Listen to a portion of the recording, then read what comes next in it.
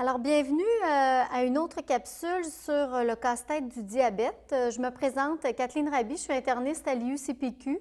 Plusieurs d'entre vous me connaissez peut-être, étant donné qu'on a fait quand même plusieurs formations sur le diabète. Et aujourd'hui, à nouveau, grâce à l'appui financier d'AstraZeneca, je vous présente une nouvelle capsule sur cette fois les données cardiovasculaires. En fait, le contenu, évidemment, de cette formation m'appartient, mais c'est supporté financièrement par la compagnie AstraZeneca et mes conflits d'intérêts sont avec toutes les compagnies impliquées dans le diabète, mais je n'ai aucun intérêt financier dans l'une d'entre elles. Alors aujourd'hui, on discute de l'impact des dernières données cardiovasculaires chez le patient diabétique de type 2. Les objectifs étant, premièrement, de revoir les grandes études cardiovasculaires avec les SGLT2, dont plusieurs d'entre vous avaient entendu parler déjà. On va revoir des données cardiovasculaires également en situation de vie réelle et on va appliquer ces différents résultats sur le traitement au quotidien de nos patients diabétiques. Alors, les données cardiovasculaires. Premièrement, il faut savoir que c'est encore un défi de réduire les complications cardiovasculaires chez nos patients diabétiques. En fait, avant la médication, on a étudié les traitements intensifs pour réaliser qu'effectivement, les traitements, aussi intensifs qu'ils le soient, puis on a été jusqu'à 6,4 d'hémoglobine glyquée ici dans l'étude ACCORD, bien, aucune étude a réellement démontré un bienfait sur le plan cardiovasculaire en visant des hémoglobines glyquées plus basses. Le traitement intensif ne semblant pas cardioprotecteur, on a évidemment visité les différentes médications. On a un arsenal thérapeutique qui a explosé en diabète, surtout en diabète de type 2, bien sûr. Il est d'office maintenant pour les différentes molécules de démontrer des données cardiovasculaires avant ou après leur commercialisation.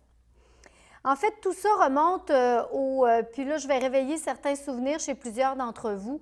En fait, il y a eu quelques scandales avec certaines médications dans le diabète de type 2.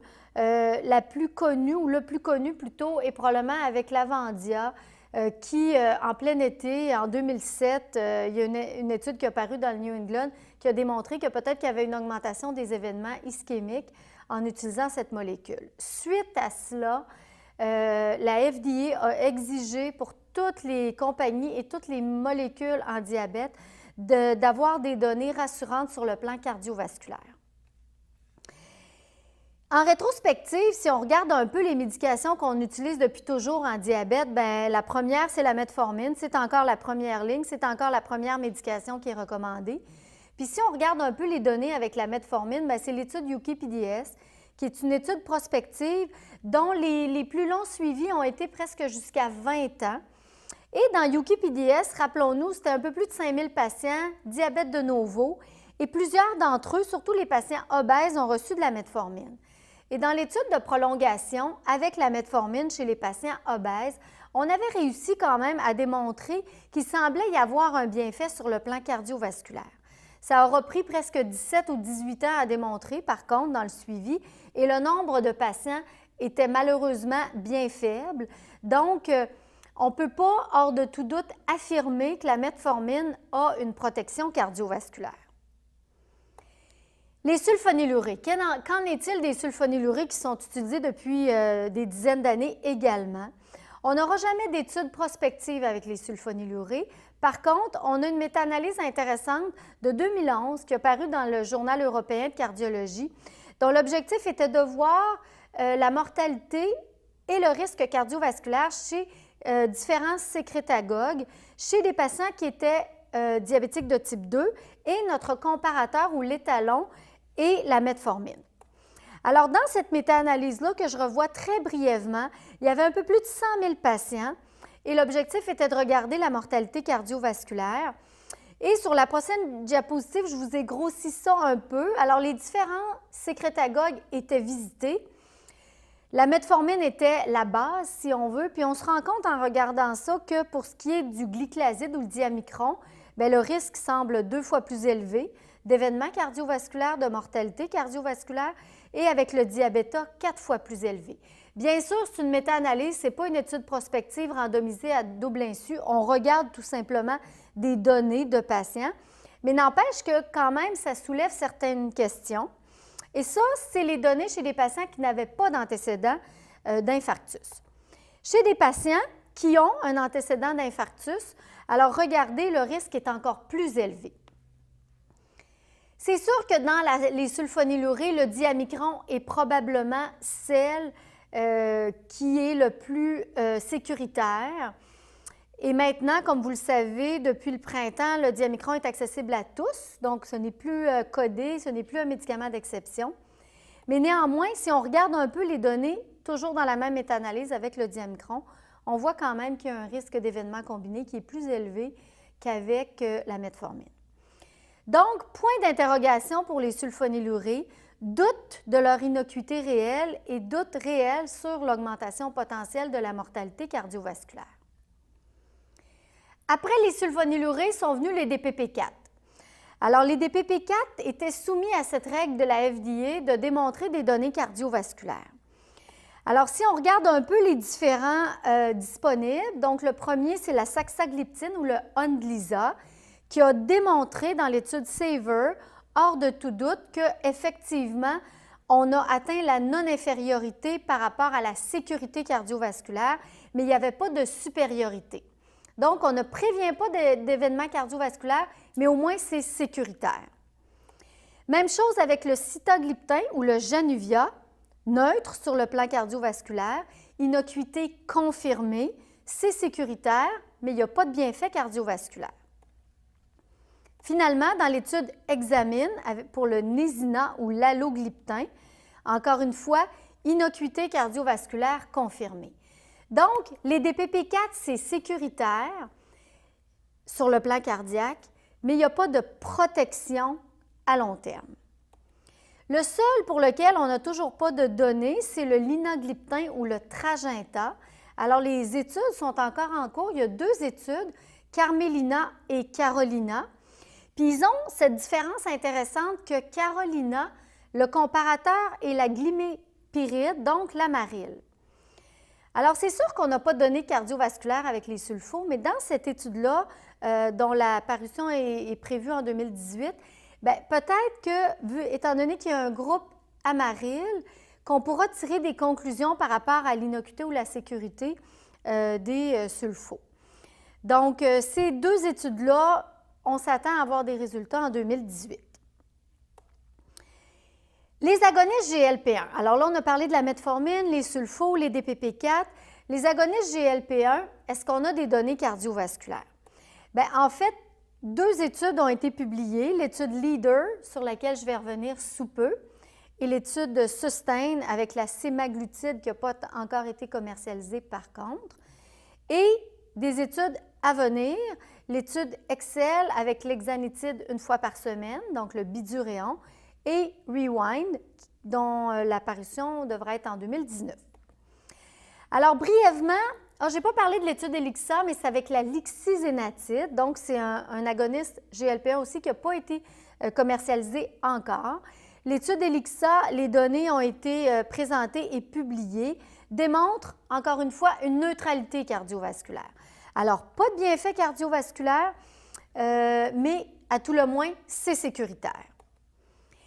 L'étude LEADER avec le Victoza, donc la liraglutide qui est donnée bien sûr, comme vous le savez, quotidiennement. Alors, le Victoza s'est révélé supérieur pour les événements combinés avec une réduction de 13 %. Donc, sécuritaire sur le plan cardiovasculaire, innocuité démontrée et même supériorité. L'étude SUSTAIN, encore une fois, les événements combinés qui, je vous le rappelle, sont ACV, infarctus, mortalité cardiovasculaire, avec la sémaglutide qui est elle aussi pas encore commercialisée, mais une réduction de 26 %. Donc, globalement, lixizénatide neutre, mais Victoza avec LEADER et sémaglutide avec SUSTAIN, une réduction significative des manifestations cardiovasculaires graves.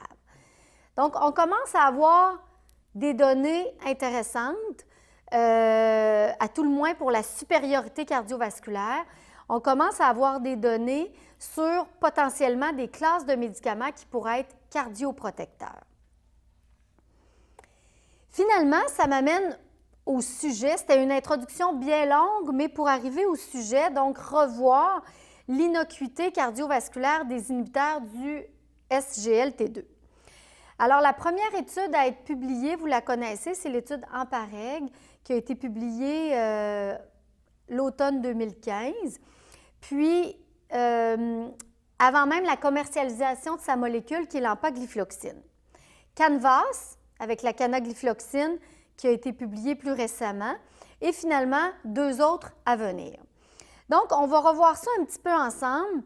L'empaglifloxine, donc, ça a été vraiment l'ouragan, pour ne pas faire un mauvais jeu de mots, dans la profession médicale et dans ceux qui ont de l'intérêt en diabète, parce que en septembre 2015, en ligne et lors du congrès de l'ASD à Stockholm, a été publiée et présentée l'étude cardiovasculaire de l'empaglifloxine. Alors, brièvement, quelques rappels, 7000 patients qui étaient randomisés entre placebo, l'empaglifloxine 10 et l'empaglifloxine 25. Et je sais que la majorité d'entre vous avez entendu parler de l'étude EMPA-REG. Donc, j'ai résumé globalement les différents résultats pour vous montrer que sur les 3 manifestations cardiovasculaires graves, réduction de 14 %, sur la mortalité cardiovasculaire, réduction de 38 %, sur l'hospitalisation pour insuffisance cardiaque, réduction de 35 % et sur la mortalité toutes causes confondues, de 32 %. Alors, c'est vraiment la première molécule, la première classe qui a démontré des bienfaits aussi significatifs sur le plan cardiovasculaire. Par la suite, a suivi plus récemment l'étude CANVAS avec la canaglifloxine qui a démontré aussi sur les 3 manifestations cardiovasculaires graves une réduction de 14 % et sur les hospitalisations pour insuffisance cardiaque, une réduction de 33 %. Alors, des résultats qui, somme toute, sont assez reproductibles. Cette diapositive-là est un peu lourde, mais dans le fond, ce que je veux ici mettre en lumière, c'est la comparaison entre en rouge l'étude EMPA-REG et en bleu l'étude CANVAS pour, en tout premier lieu, les 3 manifestations cardiovasculaires, hospitalisation pour insuffisance cardiaque, combinaison d'hospitalisation et d'essai cardiovasculaire et la mortalité toute cause. Pour vous montrer que globalement, visuellement, on voit que peu importe le paramètre, l'inhibiteur du SGLT2 est favorisé dans les bienfaits. Maintenant qu'on a dit ça, c'est sûr que, encore une fois, la majorité d'entre vous, surtout les médecins, avaient reçu la mise en garde de Santé Canada par rapport au signal d'amputation dans l'étude CANVAS. Alors, l'étude avec la canaglifloxine. Parlons-en brièvement. Alors, c'est sûr que c'est un paramètre secondaire, les amputations, et il y a eu en fait 2 fois plus d'amputations périphériques dans l'étude CANVAS. On a réussi, je vous montre le prochain schéma, on a quand même réussi à identifier que les patients qui étaient à risque d'amputation dans cette étude-là étaient ceux qui préalablement avaient déjà fait un ulcère diabétique, avaient déjà eu une ostéite significative, avaient déjà eu une amputation d'un orteil, d'un autre orteil. Donc, des patients qui étaient d'ores et déjà très à risque sur le plan périphérique. N'empêche que le risque est doublé, c'est statistiquement significatif. Et c'est une donnée pour laquelle nous avons tous été mis en garde. Dans l'analyse multivariée que vous avez devant vous, on voit effectivement que d'avoir une maladie artérielle périphérique préalable était quand même un risque significatif. D'avoir une neuropathie était quand même un risque significatif. Il faut dire que c'est la première fois qu'on a une préoccupation ou un signal par rapport aux amputations avec les inhibiteurs du SGLT2. L'étude en PAREG, qui est l'étude cardiovasculaire première qui a été publiée, n'avait pas ce signal-là, mais il faut mentionner aussi que les amputations n'étaient pas spécifiquement répertoriées. Donc, mais de toute évidence, il n'y avait pas de signal important. Et dans l'étude d'Éclair, qui est en cours avec la dapaglifloxine, on ne nous rapporte pas non plus à ce jour d'inquiétude ou de signal par rapport aux amputations. Donc, écoutez, est-ce qu'il y a une explication pour ça?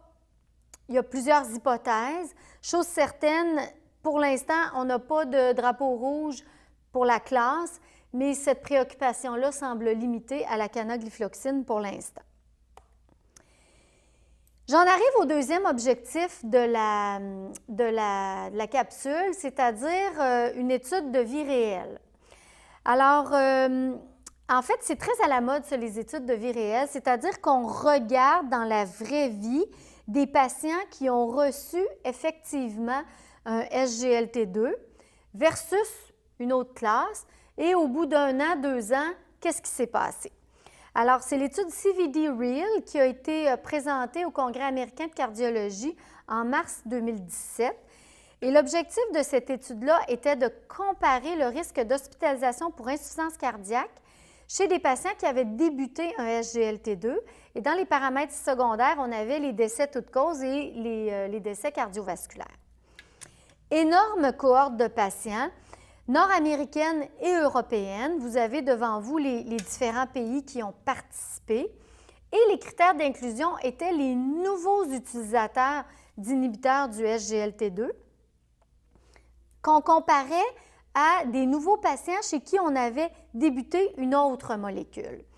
Alors, globalement, si je vous montre un peu l'algorithme, 1,3 million de patients ont été dépistés pour arriver à isoler 155 000 patients tout près qui prenaient un inhibiteur, chez qui on a initié un inhibiteur du SGLT2. Et on appariait, selon toutes les caractéristiques comparables, un patient qui avait reçu un autre hypoglycémia au début de sa maladie. Donc, globalement, 155 000 patients chez qui on commençait un SGLT2, 155 000 patients chez qui on commençait une autre molécule, mais qui étaient en tout point comparables à la première cohorte. Alors, si on regarde un peu les caractéristiques en fait de cette cohorte de patients-là, je veux juste attirer votre attention sur le fait que 87 % des patients dans la cohorte étaient en prévention primaire. Or, on sait qu'en PAREG et CANVAS, c'est surtout des patients en prévention secondaire, donc qui avaient déjà présenté un événement cardiovasculaire. Dans l'étude de vie réelle, 87 % étaient en prévention primaire. Je veux attirer votre attention sur le fait aussi que dans cette étude-là, qui a été autour de 2012, eh bien, l'empaglifloxine n'était pas disponible. Donc, dans les pays européens, c'était surtout la dapaglifloxine qui était utilisée. Aux États-Unis, c'était surtout la canaglifloxine qui était utilisée. Donc, vous avez l'imprégnation ici des différentes molécules, mais encore une fois, juste pour démontrer que ce n'était pas surtout l'empaglifloxine, c'était même l'exception qui recevait Jardiance. Alors, à la lumière de tout ça, regardons les différents résultats. Premièrement, l'analyse primaire sur les hospitalisations pour insuffisance cardiaque, parce que c'était le paramètre primaire, bien, on voit effectivement que globalement, puis je l'ai encadré, peu importe la cohorte et le pays, il y avait un bénéfice à l'utilisation d'un SGLT2 pour les hospitalisations pour insuffisance cardiaque. Alors, encore une fois, on reproduit les mêmes bienfaits que les 2 études cardiovasculaires qui ont été publiées en ce qui a trait à l'insuffisance cardiaque. Si on regarde les décès, toutes causes confondues, même chose. On favorise notablement les patients chez qui un SGLT2 a été initié. Les hospitalisations pour insuffisance cardiaque et décès toutes causes, même chose. On penche vers la gauche, on favorise le SGLT2 et tout ça, bien sûr, est statistiquement significatif. Regardons chez les patients qui avaient de l'insuffisance cardiaque en entrant dans la cohorte, mais des patients chez qui on n'avait aucun antécédent d'insuffisance cardiaque, donc qui étaient en prévention primaire, bien, on voit que le bénéfice demeure. Donc, même chez des patients qui n'avaient jamais présenté de problématiques ou de comorbidité insuffisance cardiaque, bien, on a un bienfait sur ce paramètre-là en donnant un SGLT2. Et il faut le mentionner que c'était des patients qui étaient quand même très bien traités, qu'ils avaient en majeure partie, 80 un antihypertenseur. Ils avaient à 75 un ARA ou un IECA. Ils recevaient, dans 2/3 des cas, une statine.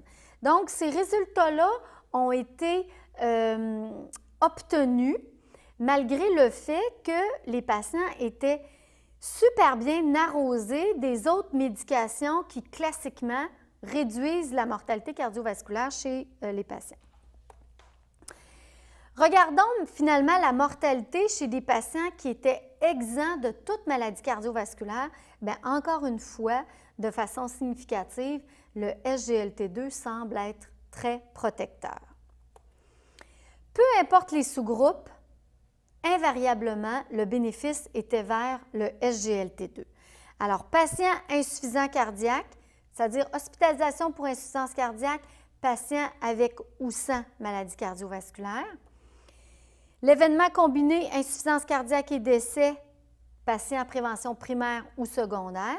Et finalement, décès, primaire, secondaire, invariablement, on est vers la gauche en faveur du SGLT2. Donc, je vous dirais que ces données de vie réelle sont quand même fort intéressantes et nous amènent à dire que c'est de toute évidence un effet de classe, les bienfaits cardiovasculaires de cette classe de molécules. Deux ont actuellement leur étude cardiovasculaire publiée. La dapaglifloxine, l'étude d'Eclair est en cours, mais dans cette cohorte-là, c'était surtout la canaglifloxine et la DAPA. Donc, c'est très intéressant. Dernière donnée que je veux vous montrer, c'est que dans cette même cohorte, on a comparé les différentes molécules, c'est-à-dire que les patients chez qui la dapaglifloxine avait été initiée versus un inhibiteur de la DPP4, dans ce cas-ci, bien, on voit qu'effectivement, SGLT2 versus DPP4, bien, le bénéfice est en faveur du SGLT2. Puis ça, vous me voyez venir, c'est que plusieurs d'entre vous m'avaient déjà vu présenter, puis souvent, quand je présente une des capsules en ajout avec la metformine, je dis qu'on a une ambivalence après la metformine entre un DPP4 ou un SGLT2. Bien, cette ambivalence-là, quand on regarde des données aussi impressionnantes sur le plan cardiovasculaire, on ne peut pas dire autre chose que de favoriser le SGLT2 parce que les DPP4, oui, c'est très bon, l'innocuité cardiovasculaire est établie, mais il n'y a pas de supériorité cardiovasculaire. Finalement, le consensus canadien s'est aussi mouillé, c'est-à-dire que, puis c'est écrit un peu petit, je m'en excuse, mais ils ont ajouté une colonne à ce fameux tableau qui compare les différentes classes chez les patients diabétiques de type 2 pour adresser directement l'effet cardiovasculaire démontré. Et les inhibiteurs du SGLT2, on nous dit clairement que la supériorité est établie sur le plan cardiovasculaire et qu'on devrait les favoriser après la metformine, à tout le moins en présence d'une maladie clinique cardiovasculaire. Et je reviens encore une fois là-dessus, je vous rappelle qu'on peut aussi sans doute affirmer que c'est un effet de classe parce que tous les pays européens de la cohorte de CVD Real, alors l'étude de vie réelle, recevaient 92 de la dapaglifloxine. Donc, ça nous rassure par rapport aux données cardiovasculaires de cette molécule pour laquelle l'étude n'est pas encore publiée. Parlons-en brièvement de l'étude d'Eclair. Donc, elle est en cours. 17 000 patients, quand même, une étude comme les cardiologues les aiment bien, là, des dizaines de milliers de patients, diabétiques bien sûr, répartis un pour un, aléatoires, randomisés, 10 mg de Forxiga versus placebo. Et le paramètre primaire était les événements combinés aussi, donc décès, infarctus, ACV, et les paramètres secondaires semblables aux autres études. La cohorte de DECLARE est quand même un peu différente des deux autres parce que oui, des patients avec une maladie cardiovasculaire établie, donc, mais aussi des patients avec des facteurs de risque multiples. Donc, ça prenait soit un âge en haut de 55 ans ou 60 ans avec un facteur de risque additionnel. Et si vous regardez un peu les caractéristiques cliniques donc, de l'étude DECLARE, bien, on voit que dans ce tableau-là, qu'à peu près 50 avaient une maladie cardiovasculaire établie. Donc, c'est quand même, ça laisse beaucoup de patients en prévention primaire. Donc, ça va être intéressant de voir les données de l'étude DECLARE qui nous sont promis pour 2018. Globalement, alors le voici mon fameux schéma dont je vous rappelais l'existence tout à l'heure. Donc, après la metformine, suite à ce qu'on vient de revoir sur les données cardiovasculaires, l'ambivalence entre le DPP4 et le SGLT2 nous amène sans doute à favoriser le SGLT2 pour les bienfaits métaboliques, poids, tension artérielle, sur lesquels je ne suis pas revenue nécessairement dans la capsule, mais aussi, évidemment, et surtout, à cause des bienfaits cardiovasculaires. Comment les explique-t-on, ces bienfaits? Bien, plusieurs hypothèses. Vous en avez ici à l'écran, donc, bon, le bienfait sur le diabète, le bienfait sur la tension artérielle, ça diminue l'albuminurie. Alors, ça diminue la microalbuminurie, donc ça a un effet de néphroprotection. Et évidemment, quand on ralentit l'installation de l'insuffisance rénale, bien, au bout de la ligne, c'est un bienfait cardiovasculaire. La perte de poids, la graisse viscérale, la sensibilité à l'insuline. Bref, plusieurs hypothèses sont élaborées pour expliquer les bienfaits cardiovasculaires. Mais celle que je préfère, moi, puis encore une fois, ce schéma est un peu chargé, mais on pourra vous le remettre pour ceux que ça peut intéresser, bien, c'est l'amélioration du syndrome cardio-rénal. C'est-à-dire qu'on sait que le cœur, le rein sont deux organes nobles, qui ont tous deux, lorsqu'ils sont dysfonctionnels, un impact très significatif sur la mortalité cardiovasculaire. En donnant un inhibiteur du SGLT2, bien, oui, on agit sur le rein parce qu'on diminue la microalbuminurie, on rétablit l'équilibre au niveau des pressions glomérulaires, donc néphroprotection, et on agit globalement aussi parce que je viens de vous démontrer sur le plan systémique sur le syndrome cardiaque, donc l'insuffisance cardiaque, la tension artérielle, la rigidité, l'inflammation, les stress oxydatifs, bref, ce qu'on appelait jadis la dysfonction endothéliale. On agit à tous les niveaux pour créer une cardio-néphroprotection, ce qui explique sans doute le bienfait cardiovasculaire. Alors, c'est ce que j'avais à vous dire globalement sur les différentes études. Je termine avec 3 cas cliniques pour essayer de bien cibler les clientèles et l'intérêt des différentes classes qui ont été présentées. Alors, le premier cas, c'est un cas assez classique, là, un monsieur bedonnant, diabétique hypertendu, dyslipidémique, qui est maintenant traité à l'insuline, mais qui était sous diabéta avant l'insuline, qui reçoit comme médication, vous l'avez à l'écran, Janumette, une insulinothérapie intensive, Avapro, Zocor et hydrochlorothiazide. Je vous ai mis quelques données simplement pour mettre la table, là, donc, mais retenons que la glyquée est à 8,6. Je pense que tout le monde serait d'accord qu'idéalement, il faudrait que la glyquée soit beaucoup plus près du 7 %. Et il a une clarence de la créatinine à 70 cc/minute. Sa tension artérielle au bureau est à 142 sur 80 et il a un IMC à 32. Alors, ce patient-là, bedonnant, avec un surpoids, a un diabète qui est sous-optimalement contrôlé, déjà sous insulinothérapie intensive, avec une double médication orale, donc un DPP4 et de la metformine. Qu'est-ce que je fais? C'est certain que je pourrais monter les doses d'insuline. Sauf que depuis qu'on a les données et depuis qu'on a les SGLT2, on est aussi tenté, puis si vous ne l'étiez pas avant, je pense que vous devriez l'être maintenant, de rajouter une molécule à son traitement de fond insulinique pour essayer d'aller chercher le bienfait sur le poids associé au SGLT2, le bienfait sur la tension artérielle, le bienfait sur le traitement du diabète et au bout de la ligne, le bienfait cardiovasculaire.